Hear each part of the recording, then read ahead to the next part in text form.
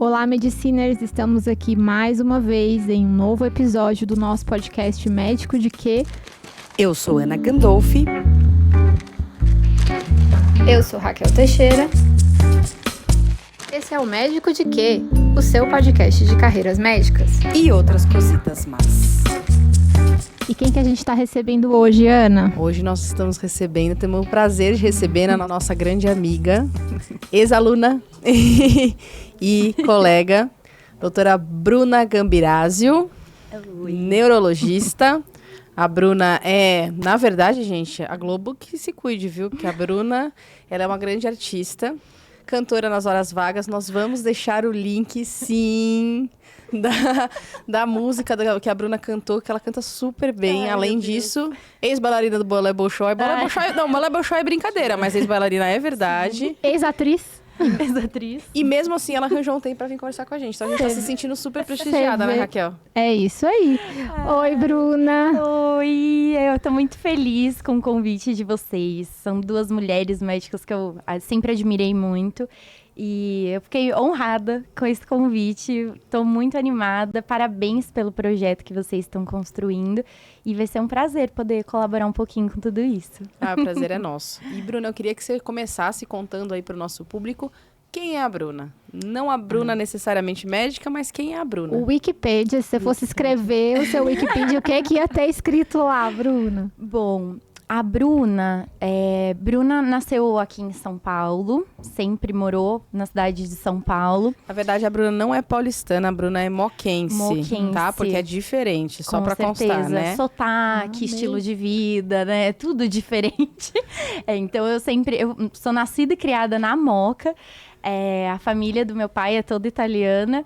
E a gente sempre morou lá, estudei lá também. Sou filha única. Atualmente não moro mais na Moca, mas é uma grande saudade. Agora saí da Moca, moro com meu marido, com a minha gatinha. Eu gosto muito, assim, coisas que sempre me deram muito prazer é estar com a minha família. Então, sabe aquele churrasco de casa de vó, de domingo? Isso é o que eu gosto de fazer. Sempre fui caseira, vamos colocar assim. E dos meus hobbies também, eu sempre gostei muito dessa parte artística. Quando eu era criança, acho que uma das primeiras coisas que eu falei que eu queria ser quando eu crescesse era professora de balé. Ai, gente. Era o que eu queria ser professora de balé. Aí depois foi mudando, mas essa coisa artística, assim, eu sempre gostei. Então, 8 anos de idade foi quando o Ruge nasceu, a banda Ruge. Nossa, e eu tinha, né, uma banda cover de Ruge na escola. Claro. A gente também vai deixar o link se a gente achar, tá, pessoal? Só pra Essa constar. tá bem escondida, é só VHS. Se a gente achar esse vídeo, a gente vai colocar. Tá bem escondida. Então, assim, eu gostava muito. Eu participei de concurso cultural na infância. Ganhei primeiro lugar, dancei com as Ruge no palco do finado Credit Card Hall. Meu Deus! Uau. Então, assim, palco, microfone, essas coisas eu sempre gostei muito. E são coisas que hoje eu vejo que me ajudaram muito, né? A questão do teatro, com a comunicação, gostar de conversar. Eu acho que acabou casando muito bem com as escolhas que eu fui tomando ao longo da vida. Excelente, adorei. Que legal. E como surgiu toda essa programação cultural, todos esses talentos, como surgiu a medicina? Tá. Como eu falei, a primeira coisa que eu queria ser era professora de balé. Então, eu não fui aquela criança que sempre falou, quero ser médica. Eu não nasci com esse desejo. Eu sou a primeira médica da minha família, assim, do núcleo mais próximo, né? Tem mais médicos. Agora, acho que vai vir uma geração aí de médicos para dividir a responsa comigo. Da Bruna. Isso aí. Mas eu não pensava nisso. Quando eu tava lá com uns 8, 9 anos, eu comecei a perceber que eu sempre tive muita afinidade com animais, assim. Eu gosto muito de animais. Gosto de cuidar. Se eu pudesse, eu teria pegado todos os bichinhos da rua durante a infância. Então, assim, um vínculo muito grande. Quando a gente é criança, eu acho que a gente não consegue diferenciar muito bem o que eu quero ser quando crescer do que é meu hobby. Às vezes a gente acaba misturando isso. Claro que a gente tem que encontrar prazer no que a gente quer ser quando crescer. Mas eu acho que eu misturava muito isso, então eu queria ser veterinária. Então, dos 8 até, vamos colocar, o 2º ano do ensino médio, era veterinária que eu ia fazer. Ah, mas durou bastante, então, a Uau, veterinária. bastante. Eu gostava muito da área da saúde, eu percebia isso. A minha mãe é psicóloga, Que legal. atualmente é neuropsicóloga também, então a gente trabalha juntas também.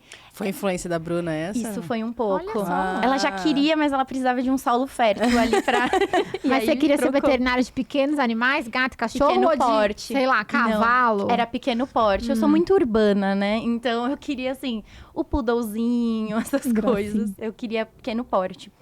Até o dia que eu fui visitar uma universidade, a gente foi no laboratório de anatomia dessa universidade para a parte de veterinária. Eu tava super empolgada.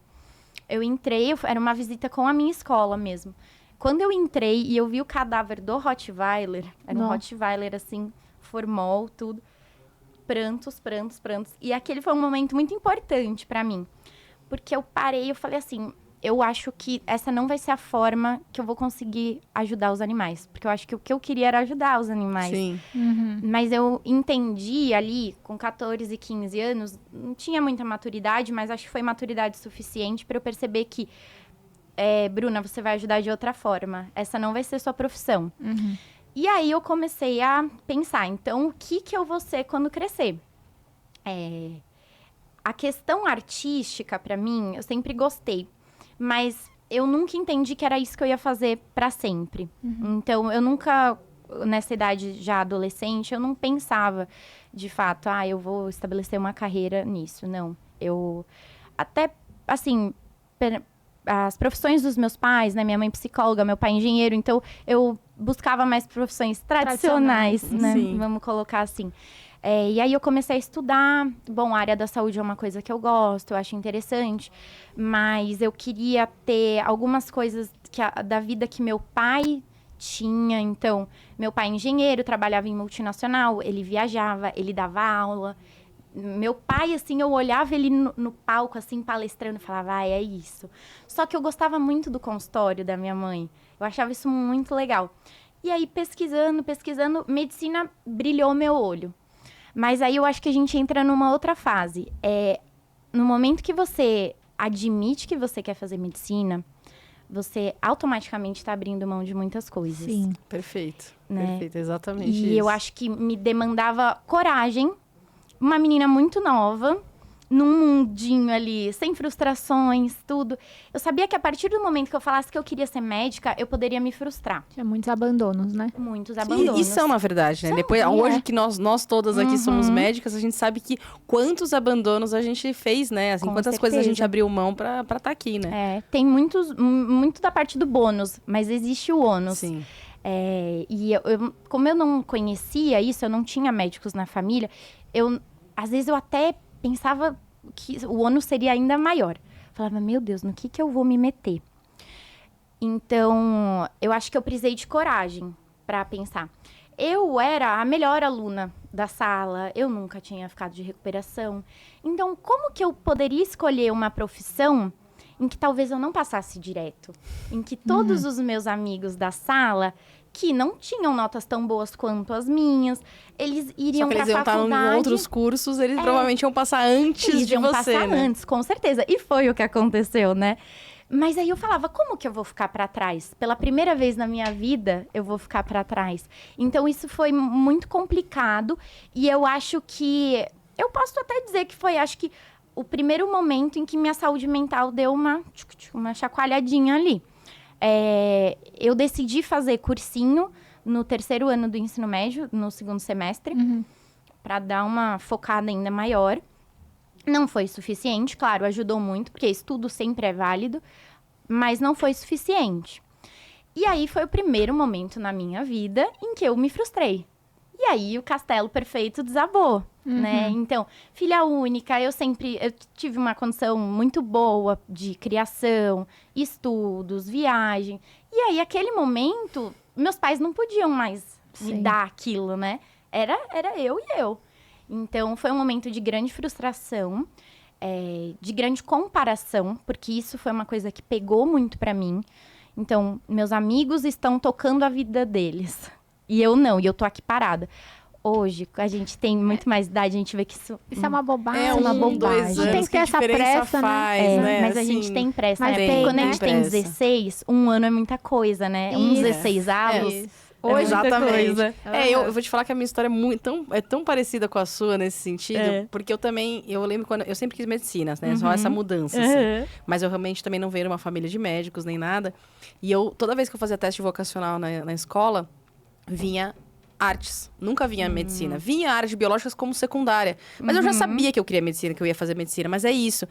E eu nunca pensei em fazer nada artístico, apesar de ter esse gosto e realmente dava, porque eu nunca quis gastar o meu hobby, sabe? Porque eu falava, gente, se eu fizer um negócio ligado a isso, chega uma hora eu não vou querer mais fazer. Então eu nunca pensei em fazer por causa disso, mas eu também tive a mesma coisa que você, porque eu era boa aluna, eu falava, não vou passar de cara, e daí você fica naquele limbo, né? O cursinho, pelo menos pra mim, foi um limbo que eu falava para as pessoas, gente, eu não sou, eu não tô no segundo, né? Eu não tô no colegial, e eu não tô na faculdade. Eu não sou nada. Eu não sou nada. Né? Então, Nossa, assim, como é horrível. é um peso muito grande, realmente, Ai, né? gente. Pra alguém muito novo, Pra né? alguém Isso é o muito que você novo. falou. Quando Hoje a gente você- sabe, mas realmente é um peso muito grande Quando pra você alguém é muito adolescente, novo. você quer se encaixar em uma caixa. Sempre. E você não tem uma caixa quando você tá no cursinho, né? Você fica ali Exatamente. bobo. Eu já vou falar que pra mim foi diferente. Eu, no segundo ano, na época do ensino médio, eu fui fazer intercâmbio nos Estados Unidos. E eu não tinha decidido que eu queria fazer medicina. Quando eu cheguei lá, eu falei, quero fazer faculdade aqui, estudar letras, né, em inglês, assim, estudar literatura. E aí, quando eu resolvi que eu queria, eu voltei pro Brasil, um pouco antes de terminar meu programa. E aí, como eu tinha ficado quase um ano fora, na minha própria, a minha própria cabeça entendeu e que, assim, que não tinha problema de eu não passar. Então, eu não me cobrava. Quando eu não passei, eu falei, ok, também não tinha obrigação, nem estava estudando pra isso. E aí, o cursinho já foi uma coisa mais leve. Mais já foi, tipo, leve. vou repetir o terceiro ano, que eu nem fiz direito mesmo. Tá na Tá de conta, boa. né? Tá na Tá tudo conta. Tá na certo. conta. Tá na conta. Eu acho que isso é muito importante, porque você é tão jovem. Gente, 16, 17 anos. Às vezes é até Pelo melhor amor de não Deus. entrar tão jovem, E às vezes sabia? até Eu acho melhor, que eu entrei com exatamente. 19 na faculdade e eu acho que eu já tinha, que eu vi os meus colegas mais jovens que entraram direto com 17 anos, eu falava, gente, mas é quase assim, faz uma diferença? Hoje em dia, 2 anos não faz diferença na nossa vida adulta. Mas de 17 para 19 anos, assim, é quase abissal a distância, né? E realmente a experiência é diferente quando você entra um pouquinho depois, diferente. né? E eu acho que, assim, o que mais transforma é você tomar essa, entre aspas, porrada na cara. Sim. Eu acho Não, também. você não vai entrar. Você não tá bom o suficiente pra entrar. Por melhor que você seja no seu mundo, tem pessoas que são melhores. Então, você vai sentar a bunda na cadeira e vai E é estudar importante tudo de saber novo. isso também, né? E eu acho que até importante. pra lidar com a Tudo bem. frustração, né? Isso. Porque assim, quando você você falou, sou a melhor do colégio, tudo bem. Só que você vai entrar na medicina, mesmo que você entrasse direto, você vai entrar num mundo que você é só mais um. Porque todo mundo todos que tá são os ali melhores. passou, exatamente, passou na mesma prova que você. E daí você vai se sentir mal, daí a primeira vez que você tirar uma nota baixa numa prova, você não vai saber lidar com essa frustração. Isso, é. Então, aprender isso antes, eu acho até que é benéfico, efetivamente. Eu acho. E medicina, apesar de eu sempre falar, eu acho que médica, são profissões que fazem o mundo girar como todas as outras profissões. Só que eu acho que a diferença é qual que é o alvo do nosso cuidado? É o bem mais precioso que a pessoa tem. E é uma faculdade muito dura. E tem que ser assim, né? Tem Assim. que ser assim. Porque a gente... Sim. Você vai lidar com uma coisa muito séria. E eu acho que é uma faculdade muito dura no sentido também de que com 20, 21 anos, você é exposto a dores que talvez as pessoas só vão ser expostas com 40, 50 Sim. anos. Porque com 21 anos, 20, às vezes 17, você tá vendo uma pessoa morrer na sua frente. Então, são coisas que transformam a gente e que a gente tem que ter um pouquinho de casca. Isso. Porque senão a gente vai desmoronar. Até também para lidar com respeito, né? Porque você tá lidando no começo da faculdade com um cadáver, que é alguém que foi doado para aquela universidade em alguma medida. Você precisa ter um respeito, existe um código de ética para isso. Daqui a pouco, já na minha universidade, onde eu fiz faculdade, já no segundo ano a gente já tinha semiologia, então você estava lidando com pacientes, com pessoas que têm problemas reais. Não é um ator, não é uma simulação. Então, essa maturidade faculdade, ela precisa existir também. E precisa acontecer muito rápido, às vezes. Muito porque você vai ser exposto rapidamente. E os pacientes que estão ali, no hospital universitário, independente de você estar estudando e começando sua carreira agora, eles já estão lá para serem tratados e bem tratados, não, né? mas isso é uma coisa interessante mesmo, né? Porque esses dias mesmo eu conversei com um amigo, ele falou assim, ai, nossa, como você consegue, né, lidar com isso? Tipo, entrar em UTI todo dia, lidar com isso. Eu falei, sabe qual é só a minha única diferença para você? Ele falou que eu falei, é que o fato de eu lidar o dia inteiro com a vida das pessoas faz eu ter muito mais noção da finitude da vida. Só que a finitude é certa para todo mundo, entendeu? A diferença é que eu tenho muito mais consciência disso do que você. É só essa a diferença. Você tem mais repertório para lidar com isso. Né? Exatamente. Tem que ter. Até para, como você falou, tem que ter uma casca mais grossa para você conseguir suportar esse sofrimento todo. Exatamente. E essa casca vai sendo criada, né? Claro que eu acho que ela também não pode ser grossa demais. Não. Isso. Porque aí te distancia muito, mas você tem que ter uma casca, porque senão você vai levar tudo aquilo para casa e aí vai ser sofrido demais. Exatamente. Porque você também tem sua família em casa, você tem seus filhos, seus entes queridos, você tem seus problemas pessoais. Sem dúvida. Então, essa separação é muito importante. E eu acho que a maturidade vai trazendo isso. Acho que 6 anos, a gente fala, nossa, é muito tempo, né, medicina? Mas não tem como ser menos. Não tem mesmo. Porque 6 anos é um tempo de você ir cozinhando. De maturar, né? Isso mesmo. Se não, gente, 4 anos, 3 anos, que você tá muito cru. Porque muito. É uma evidência muito grande da finitude, né? Na sua cara ali. Exatamente. Jogando na sua cara. Então, é uma faculdade que te transforma. Sem dúvida. E como foi? Conta pra gente como foi a sua faculdade. Como foi essa vivência da faculdade, em todos os aspectos. Tá. Primeiro que, assim, a aprovação acho que já é um grande momento, Nossa, né? Com certeza. Eu fiz 2 anos de cursinho. E, meu Deus, o momento eu até arrepio só de lembrar. Acho que é uma coisa que podem passar 50 anos, né? Vai ser um dos momentos mais especiais da vida. Primeiro eu passei numa particular no interior. Fiquei super feliz, porque cursinho não volto. Mas já tinha aquela certeza, né? Já tinha aquela certeza. Então eu já tava numa caixinha. Isso, já entrou numa caixinha. Mas assim, né? Tinha a questão. Poxa, meus pais vão ter que pagar e vou estar longe de casa. Eu não queria sair de casa naquele momento.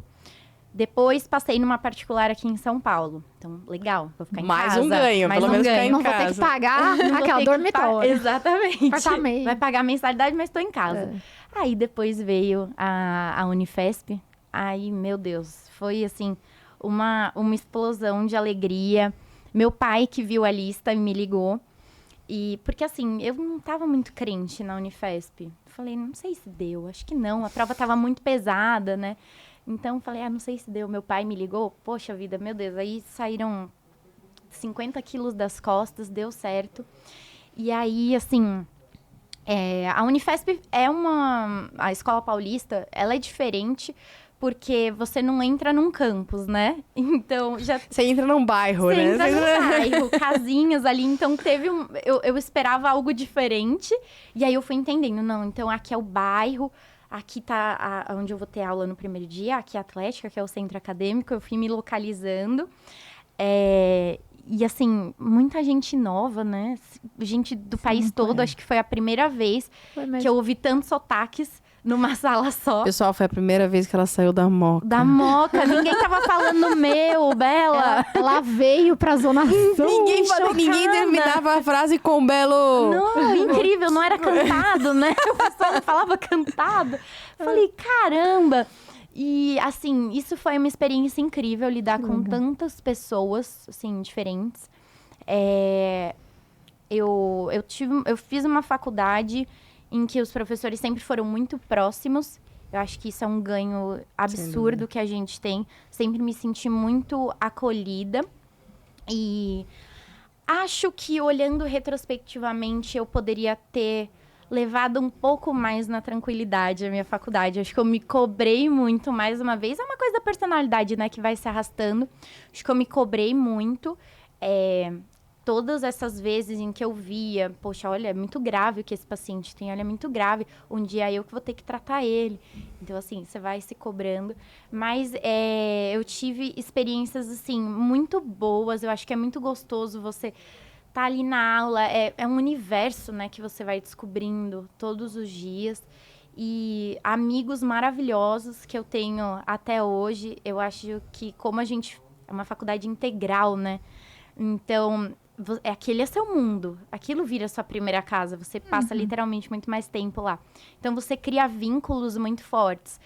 E é com essas pessoas que você divide aquelas dores, aquelas angústias, os estágios mais difíceis de secar cadáver, né?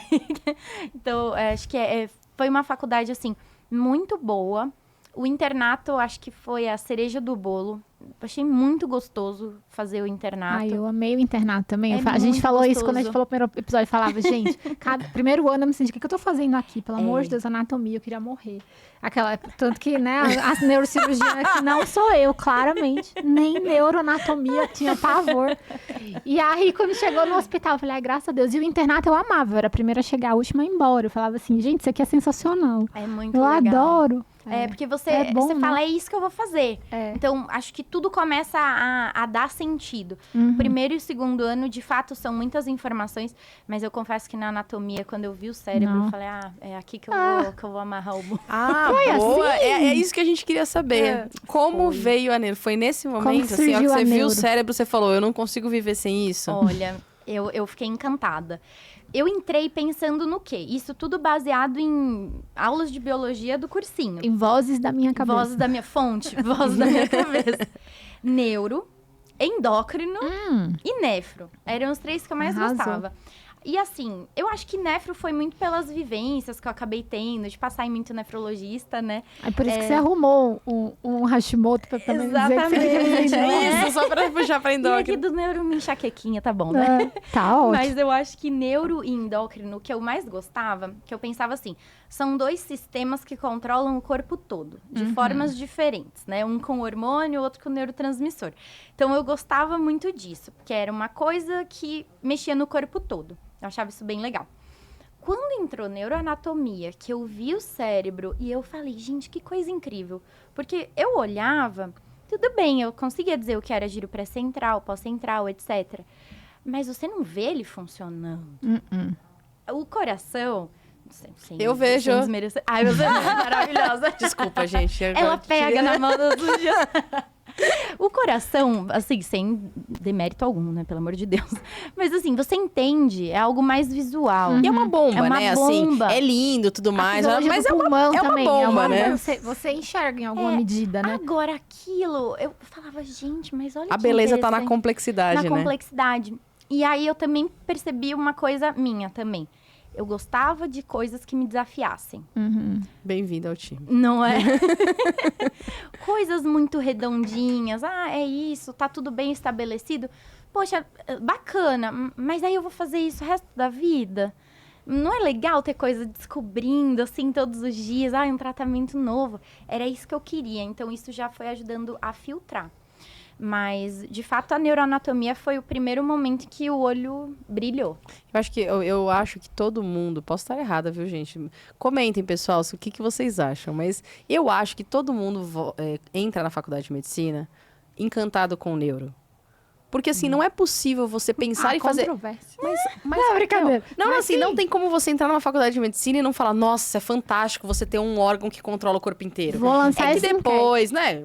Lança essa enquete, boa. Neuroanatomia funcional. Ame-o ou deixe. Ame ou deixa. Não, porque assim, daí eu acho que depois a pessoa vai ver na complexidade, às vezes afasta pela complexidade, afasta porque olha aquela caixinha lá, cheia de... que vê os pares cranianos e fala, meu, o que eu vou fazer com esses cabelinhos? Bando Eu lembro de da minha fio. turma, o pessoal chorava, tipo, de ver aqueles cabelinhos. O que eu faço com esses cabelinhos, Quando sabe? pega o crânio, os forames. Os forames, exatamente. Daí você vai te afastando. Mas eu acho que entrar... quando você entra, né? Eu acho que é difícil falar assim, não, eu entrei. E, assim, eu conheço até pessoas que entraram, por exemplo, e não gostavam da anatomia, por exemplo. Só que elas entraram pra fazer psiquiatria. Então, de certa forma, elas também tinham uma fascinação pelo funcionamento cerebral, entendeu? Por isso que eu falo, eu acho que isso aí Não era tanto macro, né? Não era mais macro, micro. exatamente, mas... Mas eu acho que a neuroanatomia é um grande divisor. Assim, pessoas que... eu acho. Amo ou odeio, total. É difícil Total. quem faz, assim, você encontrar uma pessoa que fala, eu acho neuro legal. Não, é assim, Não. pô, neuro é muito legal, Nossa, eu odeio neuro. Odeio, É exatamente. difícil, assim, um Exatamente. meio termo. É difícil mesmo. Não é? Mas eu acho que a neuroanatomia foi realmente esse brilhar de legal. olhos. Então daí foi quando te puxou pra Me puxou. Neuro SP. Neuro-SP. Porque você lembra bem que eu Eu fiz lembro. alguns anos de liga. É aí que eu quero puxar, é esse rabo aí que eu tô puxando, que eu quero puxar mesmo. Como eu vi neuro, assim, SP, né? Falei, bom, quero saber mais sobre. Primeiro ano, não existia a possibilidade de fazer liga de neurologia clínica. Mas existia de neurocirurgia. Tinham 2 ou 3 vagas para calouro. Fui fazer a prova. Coincidentemente, só um parênteses, assim, de vida pessoal. Quem era o 5º ano que estava aplicando prova? Meu marido atual. Olha só. Mas, assim, nem vi. O crush. O crush. Eu namorava, ele namorava com outras pessoas. Só uma curiosidade. Mas depois a gente se reencontrou. Adorei. Momento legal. fofoca, Porque gente. ele também teve esse flerte com a neurocirurgia, né? Meu marido é neurologista também. Então, eu fiz a liga de neurocir, fiz a prova, fui aprovada. E o que era... Eu adorava. Eu entrei em algumas cirurgias que a Ana tava de chefe. Eu adorava ver, eu achei lindo, assim, ver o cérebro fresco, vamos dizer assim, né? Era diferente do que eu via na anatomia. As artérias ali, tudo muito bonito. Nas aulas, eu comecei a perceber que eu adorava quando estavam me mostrando o caso clínico e o exame neurológico. Fizemos o raciocínio, as hipóteses diagnósticas. A cirurgia, eu meio que olhava, assim, como algo interessante, mas eu sentia que eu tava vendo um filme. Era algo que eu falava, pô, bacana, mas eu não conseguia me imaginar fazendo aquilo. Né? Então, eu gostava da parte até a cirurgia. Você gostava da parte Sherlock Holmes. Do Sherlock Holmes. Você bater o martelo e ver que o reflexo tá liberado aqui, então é porque a lesão tá em tal lugar. Então, eu gostava dessa parte. Então, eu continuei fazendo a liga. Eu acho que eu aprendi muito com a liga de neurocirurgia. E acho que me deu uma base, assim, que eu acho que alguns neurologistas não têm, né? Algumas noções que o neurologista acaba não tendo. E por incrível que pareça, a gente é uma neurologista que gosta de neurocirurgião. Eu gosto de por causa disso, tá vendo? É verdade. Eu acho que eu e a Ana temos algumas atipias, né? Eu acho que eu sou uma neurologista um pouco mais objetiva. E eu acho que você gosta de algumas coisas de clínica. A Ana é clínica, né, na verdade. Ela tem um coraçãozinho clínico, né? Não, é que esses dias ela tá falando isso, até porque esses dias eles foram ter uma aula lá do Fellow, né? E daí eu estava sentada lá, daí a colega dela falou, a gente vai ter aula de, sei lá, como não lembro o que era, né? Psicoestimulantes, não sei o que, não sei o que. Eu falei, não, eu sei. Não, mas você vai ficar aqui? Eu falei, não, eu vou ficar aqui porque eu quero assistir. Daí ela ficou olhando com aquela cara de, o que eu faço? E Ana super interessada, fazendo perguntas. Então, assim, a gente tem umas atipias, né? Exatamente. E aí, eu fiquei na liga. E acho que foi no 3º ano da faculdade, eu tive a oportunidade de montar a liga de emergências neurológicas. Que legal. Né? E acho que é até legal, assim, compartilhar essa história. Acho que durante a faculdade, quando você tem... eu quero... Né, você tem um interesse por alguma área. Eu acho que é interessante conversar com pessoas que já estão nessa área. Eu acho que isso é fundamental. Muito mais do que o livro, do que qualquer outra coisa. E eu encontrei uma grande mentora nesse caminho, que é a doutora Beth, claro. Vocês conhecem. Maravilhosa. Que hoje, assim, eu falo pra ela que ela é minha mentora pra sempre. E ela é uma amiga, eu amo de paixão. Só esclarecendo, doutora Beth Ferraz. Doutora Beth Ferraz, exato. Chefe do pronto-socorro da neurologia da Escola Paulista de Medicina. Uma líder fantástica, né? E o que eu gostei, assim, de ter ela como minha mentora foi...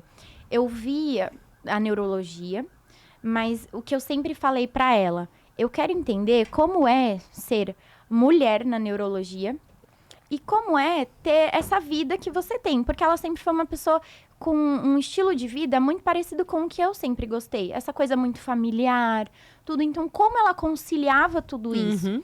Porque além da gente gostar do que aquela especialidade mexe, eu acho que a gente tem que se adequar ao estilo de vida que ela nos oferece. Eu acho que isso é muito importante na hora de escolher. Então, a doutora Beth sempre me ofereceu todas essas informações.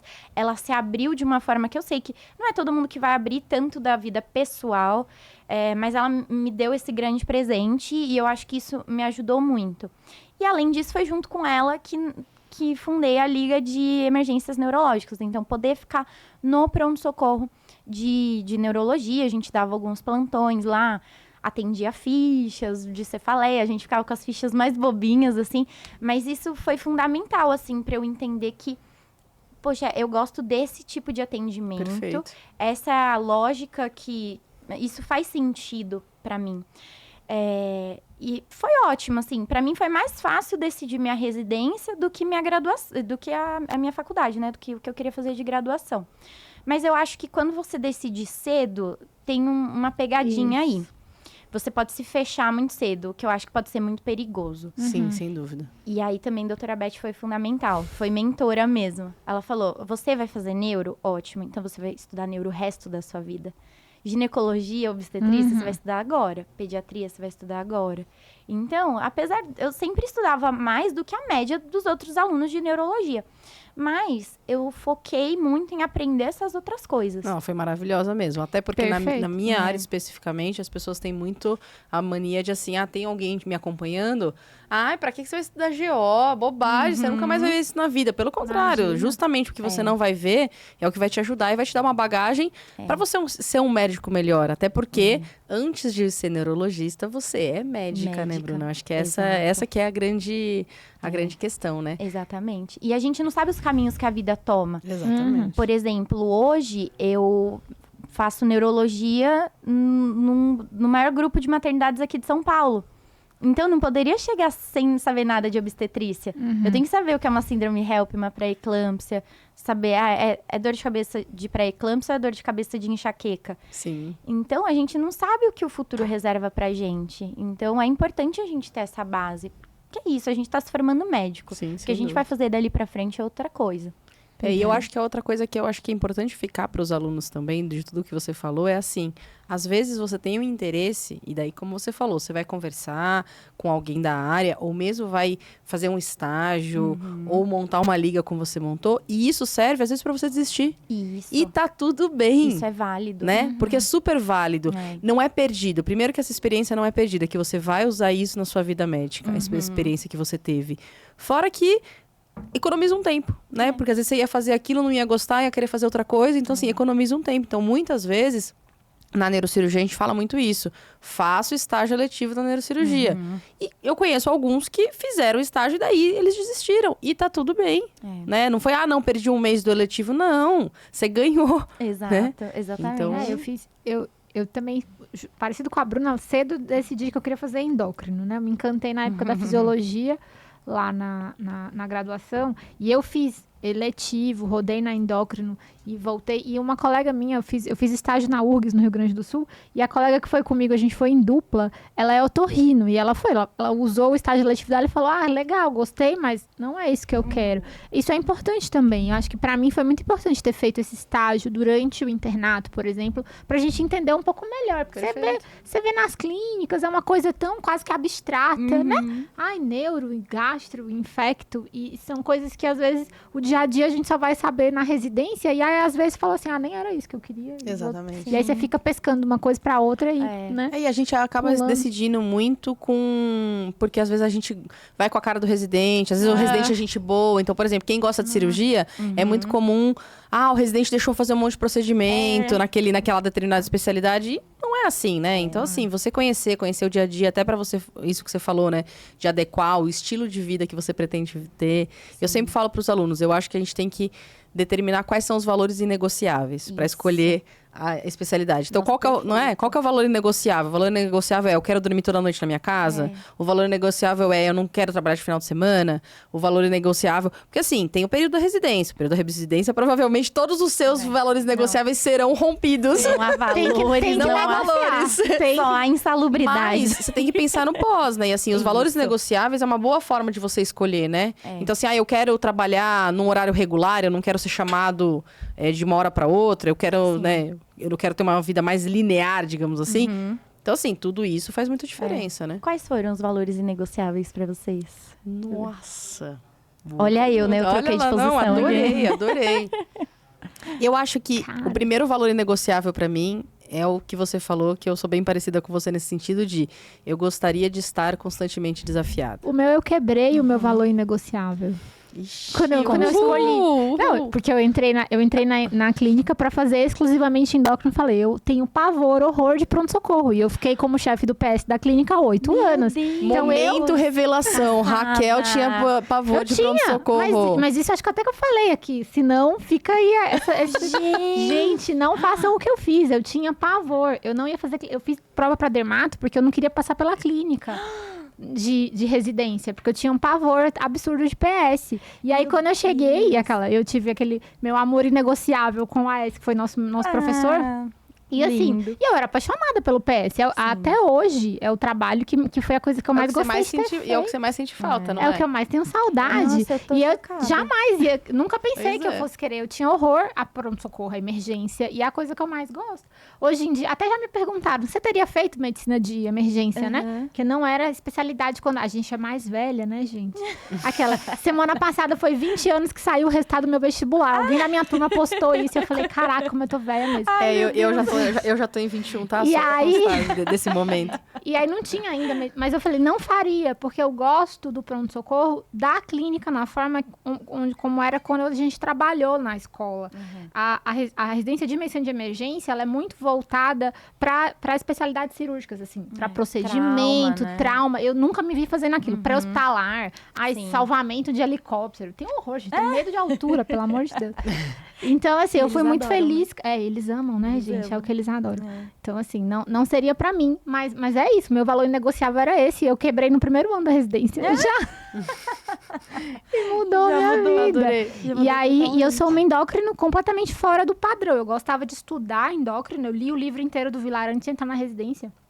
E eu sou endócrino que pouco faço consultório porque eu tenho pavor de ficar o dia inteiro sozinha no consultório. Eu adoro hospital, né?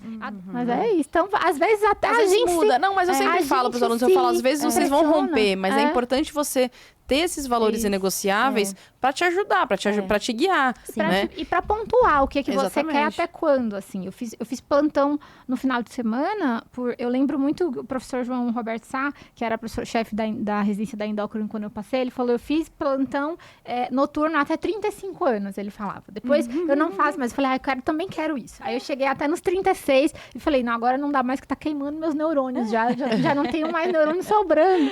E já tá bom, mas dar plantão no PS nunca foi um problema. Era a privação de sono, que era uma coisa que me cansava. Então esse pra mim é um valor inegociável. Dormir na minha casa. Dormir na minha casa hoje em dia também é. Tá vendo? Então, e é um valor muito forte, né? Pra você escolher. Não é fundamental pra você escolher? Com certeza. Assim, principalmente na neurologia, a gente trata os distúrbios do sono. A gente sabe quão importante é uma boa noite de sono. É claro que a gente vai se adaptando. Mas o meu último plantão noturno da residência, eu falei, é a última vez que eu durmo fora da minha casa. Acabou. Então, assim, trabalho de final de semana, de dia, sem problemas. Mas à noite eu tô na minha casa. E são escolhas, né? Que a gente vai fazendo. Escolhas. E o que eu acho interessante também é sempre ter em mente que numa mesma especialidade, você pode ter formas de vida diferentes. Exatamente. Na própria neurologia, né? Tem gente que faz mais hospitalar, tem gente que fica só em consultório. Perfeito, Bruna. Aproveitando esse gancho, como é o dia a dia de um neurologista? Olha, tem vários... Os possíveis, né? Os possíveis, né? Assim, você pode seguir o que você quiser. Mas acho que um dos mais fortes que as pessoas sempre lembram de primeiro é o consultório, né? E aí você escolhe, eu quero seguir com o ambulatório do SUS, um ambulatório de convênio, ou meu consultório privado, você escolhe. Quero ser hospitalista, quero passar visita, também existe essa possibilidade. Gosto muito de intensiva.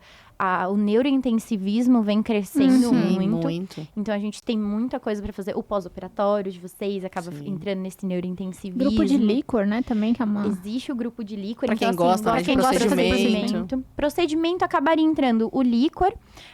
Assim, existem plantões de líquor, você sai, né, coletando aí pela cidade. E também existe neurointervenção. Então, hoje com a trombectomia, carreira, né? Por exemplo, para AVC, é super possível. Outros exames também que você pode fazer. Então, eletroneuromiografia, laudar eletroencéfalo, polissonografia. Monitorização intraoperatória. Também, depois da neurofisiologia. Quem gosta de ficar no centro cirúrgico, mas não gosta do procedimento em si, pode fazer isso. Porque fica sentado, tá, gente? A neurofisiologia, ele fica dentro do É o anestesista da neuro. Quase Para, isso, agora para. Suspende.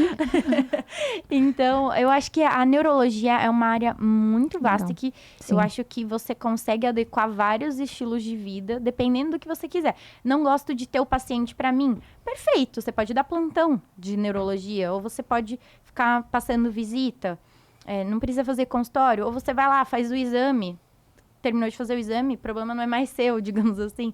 Então, acho que tem várias carreiras dentro da neurologia que você pode seguir. Se você for uma pessoa que gosta muito de seguir o paciente, também é um paciente que você consegue seguir por muito tempo, por muito né? tempo. Porque eu falo que normalmente o relacionamento do paciente com o neuro, né? E agora falando neuro-SP, é quase um casamento, né? Quase um casamento. Porque assim, vira uma pessoa de muita confiança, né? Porque o neuro, justamente porque existe até essa questão social mesmo, de falar, putz, neuro é a pessoa que sabe tudo de como funciona a minha cabeça, né? Então vira uma relação muito íntima, né? Então você consegue seguir. A gente não segue por tanto tempo, porque normalmente os casos mais crônicos, os nossos colegas neurologistas acompanham pra gente, mas vocês seguem por muito tempo um paciente, né? E vira um médico, às vezes, de confiança, né? De qualquer indicação que ele vai precisar, ele vai te pedir, né? É isso mesmo, é uma relação muito forte.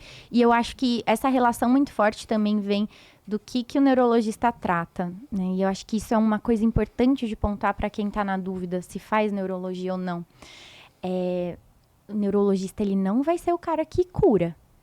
Então, é por isso que essa relação, né, fica por tantos anos. E por isso que ela precisa também ser uma relação tão forte, Tão né? forte. Porque o paciente também tem que confiar em você, sabendo que você não vai provavelmente curá-lo, mas que você vai aliviar na medida do possível, né? Exatamente. Então, na neurologia, assim, a gente trata de doenças crônicas e que a gente consegue ter controle de sintomas em algumas delas. A gente sabe que tem muitas doenças ainda raras, de fundo genético, por exemplo, que a gente não tem como atuar na causa ainda. Então, é um cuidado baseado em qualidade de vida, alívio de sintomas desconfortáveis.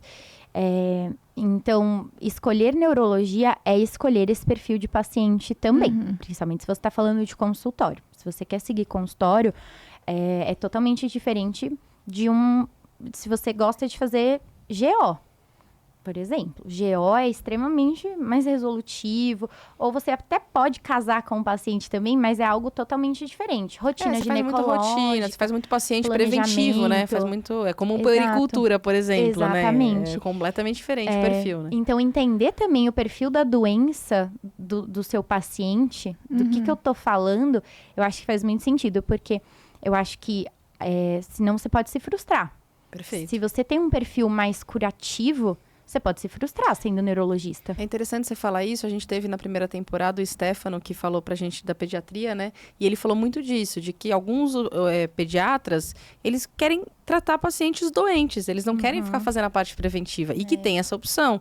Na neurologia é exatamente isso, né? Você acaba pegando justamente pelo lado de tratar doenças, né? Você não vai... É como na neurocirurgia, né? Dificilmente eu vou fazer alguma coisa preventiva. Não tem esse espaço, né? Um check-up neurológico, assim, por mais que tenha gente que venda isso. Não, então, né? mas aproveitando para deixar, gente, não existe check-up neurológico, Por tá? Não existe fazer tomografia de check-up, Amor de Deus. até porque a radiação pode causar tumor cerebral. A gente não quer tratar você por isso, nem eu, nem a Bruna, tá? Por favor, estamos bem. Ressonância também não tem indicação, você vai acabar achando uma coisa que você não quer achar e vai ficar passando consulta comigo a vida inteira só porque achou um negócio que não era pra ter achado. Isso mesmo. Tá? Então, por favor, não faça. Não existe check-up neurológico, não existe teste neuropsicológico só pra dar uma olhadinha, tá? Então, não existe. Pronto, acabou. Ótimo, Vamos achei voltar ótimo. à Sempre relação bom normal. frisar. E Bruninha, fala um pouquinho para quem está assistindo e ouvindo a gente sobre a residência de neurologia. Como é que ela se constitui em anos, como é que funciona? Tá. Eu tive uma questão um pouco mais atípica, porque eu fiz 4 anos de neurologia. Foi premiada. Fui premiada. Eu fui a primeira turma, né, do país a ter 4 anos. A gente costuma dizer que foi um projeto piloto. Né?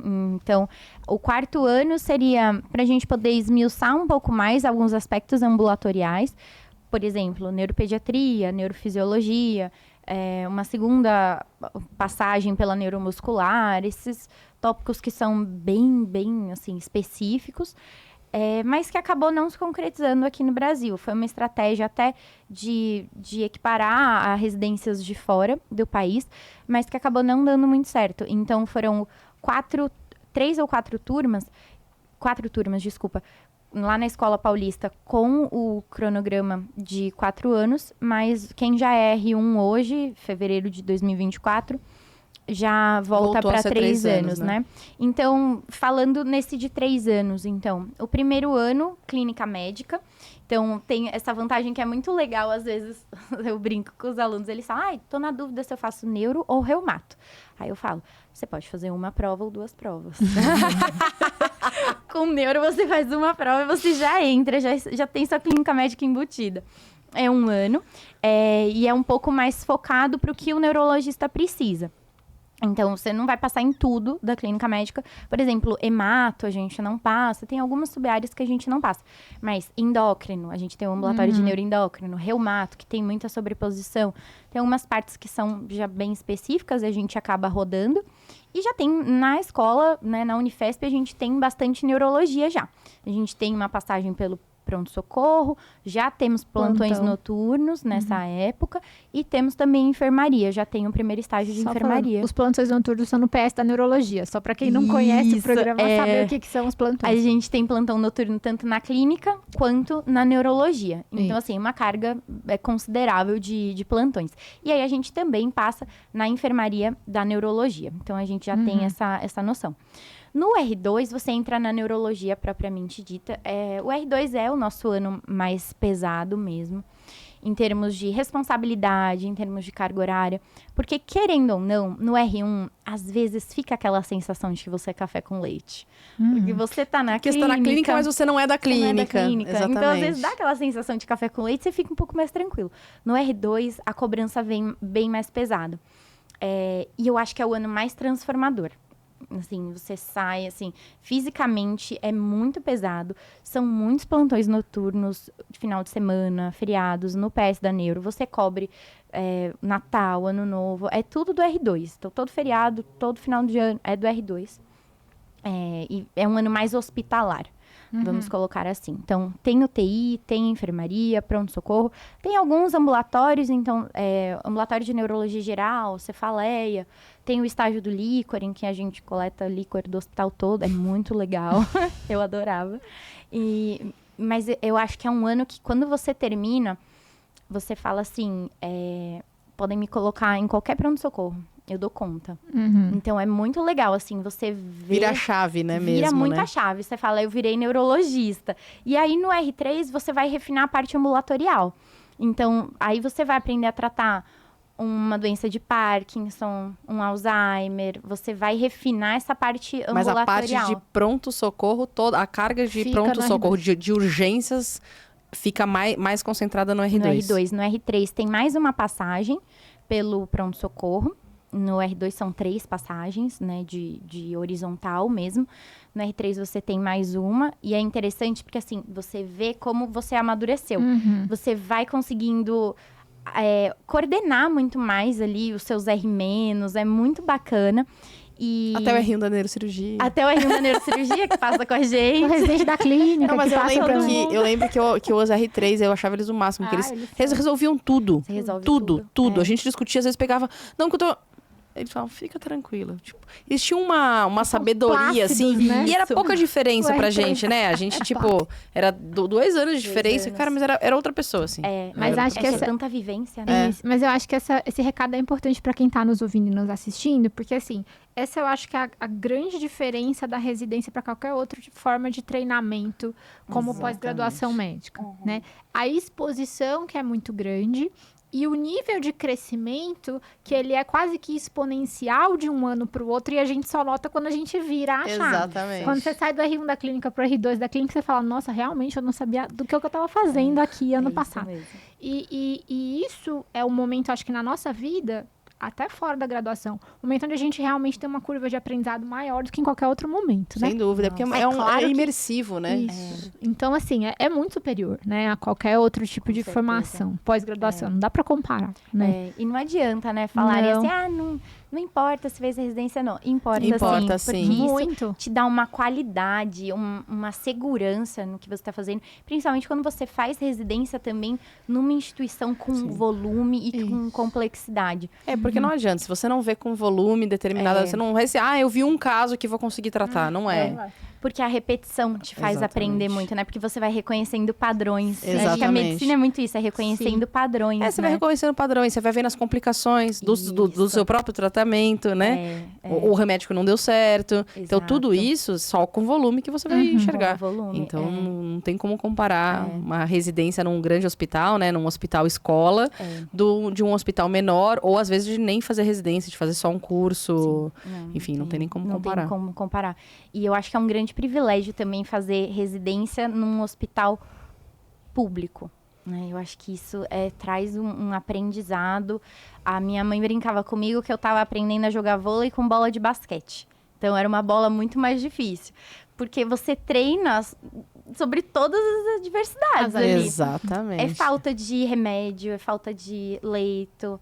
Então, mas é impressionante como mesmo com todas essas adversidades, não tô querendo romantizar, pelo amor de Deus, não era para ser assim, mas a gente consegue fazer um bom trabalho. E eu acho que isso é muito legal, porque quando a gente sai, e também se você vai trabalhar num outro lugar que você tem toda a estrutura, é incrível como fica mais fácil, né? Sem dúvida. Porque você treinou ali na guerra, né? Na neurocirurgia a gente fala isso. A gente fala, aqui é neurocirurgia de guerra. Fica tranquilo, se você conseguir operar aqui, você opera em qualquer lugar do mundo. Porque, exatamente. Assim, realmente, é o que falou, não é que a gente tá romantizando isso, mas realmente te dá uma bagagem que...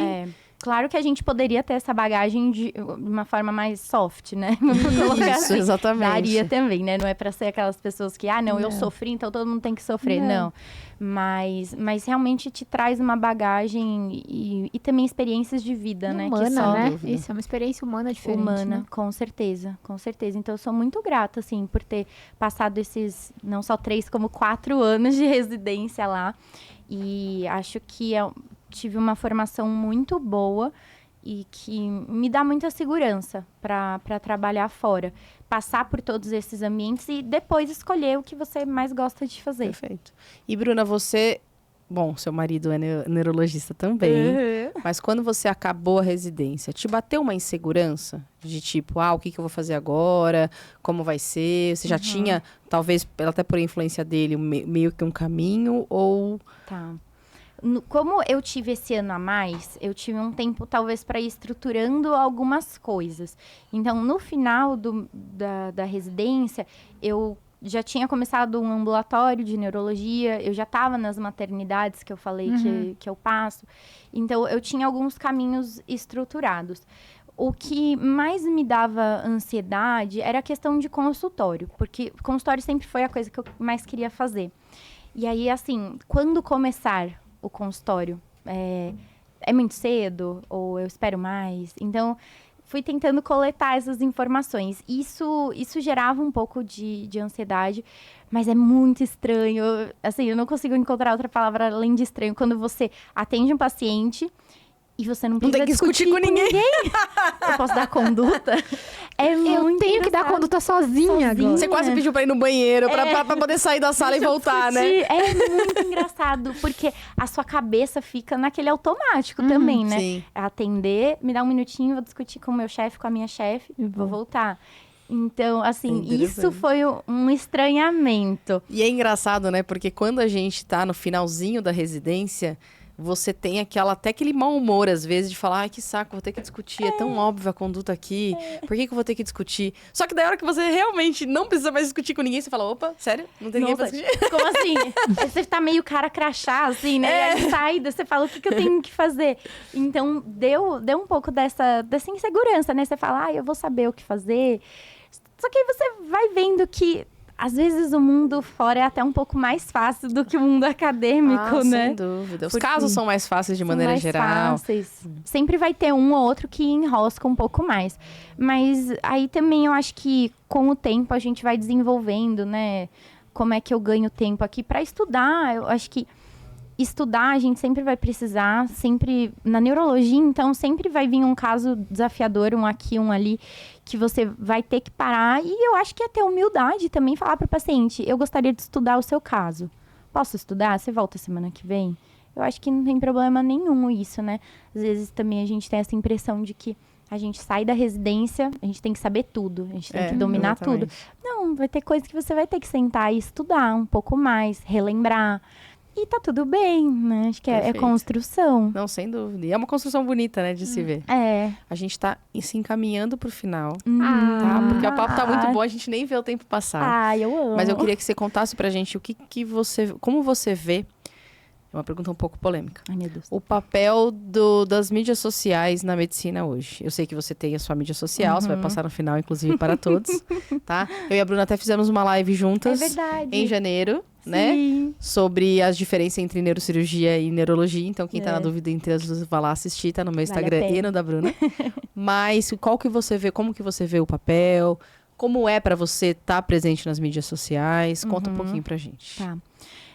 Eu sempre gostei muito da questão das mídias sociais. Acho que até um pouco pela veia artística, né? Vou colocar assim, dá pra ser um pouquinho performática e tudo mais.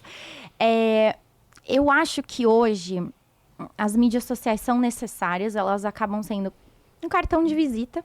Então, a gente tem que deixar lá nossos contatos de consultório, tudo.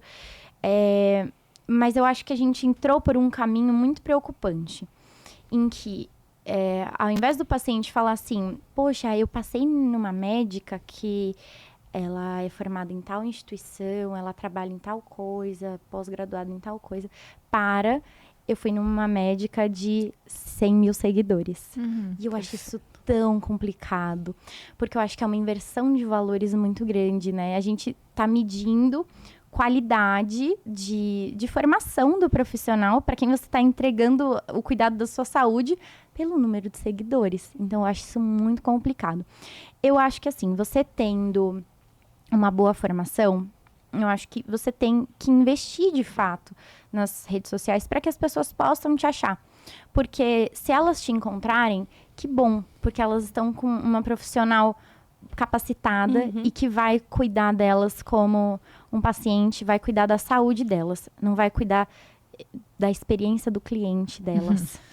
Perfeito, perfeito. Você falou que era pra ser polêmica, eu fui polêmica. Não, você foi maravilhosa, eu não consigo, nossa, não, juro. Muito precisa. Muito precisa, maravilhosa, não tem nem o que acrescentar, porque de tão fantástico que foi, realmente. Não, porque eu acho que é isso mesmo, né, assim, hoje em dia, aquela famosa frase da época dos nossos pais ou avós, quem não é visto não é lembrado, é nas redes sociais. Então, assim, você precisa estar presente, né? Assim, não vejo por onde não estar presente. Sim. Mas, realmente, é o que você falou, a gente tomou um caminho muito complicado. E para os dois lados. Porque, assim, a gente tem as pessoas que procuram, não, nossa, mas esse médico aí, ele só tem 3 mil seguidores, é muito pouco. E tem aquelas pessoas que...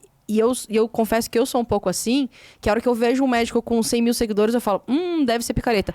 Mas que também não é por aí também, entendeu? E eu tento fazer essa autocobrança, mas, né? O caminho contrário, né, também Exatamente. A gente tem que se policiar, porque também tem muita gente boa que investiu faz tempo, né, nas mídias sociais. Que começou antes, que viralizou, que nem a nossa amiga Raquel. Exatamente, aqui, maravilhosa. Então, que também é legal. Eu acho que, assim, por exemplo, vocês viralizam, poxa, que bom, porque eu sei que é informação de qualidade que tá chegando. Não é informação sobre um cardápio de soros, sobre qualquer coisa polêmica que a gente tá vendo. Acho que depois da pandemia isso aumentou ainda mais, né? Uma inversão de valores muito grande. A gente precisa focar em cuidar da saúde da pessoa. Acho super legal que você possa cuidar da saúde num consultório lindo, com uma xícara linda. Isso é bacana, mas isso tem que ser 10%. Não é suficiente. Não Exatamente. é tudo. Só para fazer um adendo, cardápio de soro é má prática, tá? Não é nem polêmico, é má prática, ponto. Gente, soroterapia, pelo amor de Deus. Soro amarelo que vocês estão vendo nos influenciadores, tudo Ou postando. Ou azul, porque é de metileno. Assim, o soro amarelo é o que a gente usava no PS há 20 anos atrás, quando eu fui estagiária na graduação, para os bebos no pronto-socorro, gente. Tem no SUS, custa R$5 aquilo. Exatamente. Pelo amor de Deus, a pessoa gastando R$2.000 usando em grávida, assim. Não, então, sem comentários. Tá sem limites. O soro é uma questão sem limites. É uma questão sem limites. A gente tá numa fase da medicina que é difícil, né? Você pode querer dar essa experiência legal para o paciente, Mas esse não é o pilar. Ele tá lá para ter uma qualidade de atendimento focada na saúde dele, né? Perfeito. Não numa vivência, não para fazer um post legal nos stories. Perfeito. Bruna, se você puder deixar a sua mensagem final para os nossos mediciners e quem mais estiver nos escutando, deixa também o seu Instagram, onde as pessoas te acham. Foi um prazer estar aqui com você. Ai, A gente praticamente nem viu o tempo passar. Ai, eu adorei! Bom, eu acho que a medicina é uma área que é encantadora. Acho que todo mundo que está vendo esse podcast sabe disso. Mas é uma área desafiadora e que vai te mostrar coisas difíceis, né, do ser humano. Você vai ter que lidar com coisas difíceis. Então, sempre procure pensar na sua missão, por que você escolheu aquilo, por que aquele foi o caminho que você decidiu trilhar. E quando você for escolher a sua especialidade, qual é o tipo de vida que você quer ter, qual é o tipo de paciente que você quer escolher, para que você consiga juntar as coisas que mais te dão prazer, porque isso com certeza vai gerar frutos, seja eles frutos pessoais de reconhecimento, financeiros, enfim, o que você quiser. Mas realmente trabalhar com amor e sabendo o que você está fazendo, não esquecer da sua missão, sem deixar uma coisa muito comercial. Nossa área não é para ser totalmente comercial. Perfeito. Nós estamos lidando com pessoas e é um privilégio fazer isso. Com certeza. Fala seu arroba, Bruninha. Meu arroba no Instagram é doutora Bruna Gambirazio. E também tem o arroba Escola de Neuro, para quem quiser uma plataforma mais acadêmica. Então, vocês me encontram por lá e vai ser um prazer continuar batendo papo com vocês. Maravilhoso. Raquel, onde que as pessoas te acham? Arroba Endócrino Feelings no Instagram. E você, Ana? Eu doutora Ana Gandolfi. E nós temos o Instagram do Médico de Quê? @médico de quê? Para dúvidas, críticas, sugestões. Ou elogios. Isso. Elogios, aceitamos elogios. Sempre. Muito obrigada quem ficou até o final com a gente. De novo, obrigada, Bruna, por participar. E até a próxima, galera. Valeu!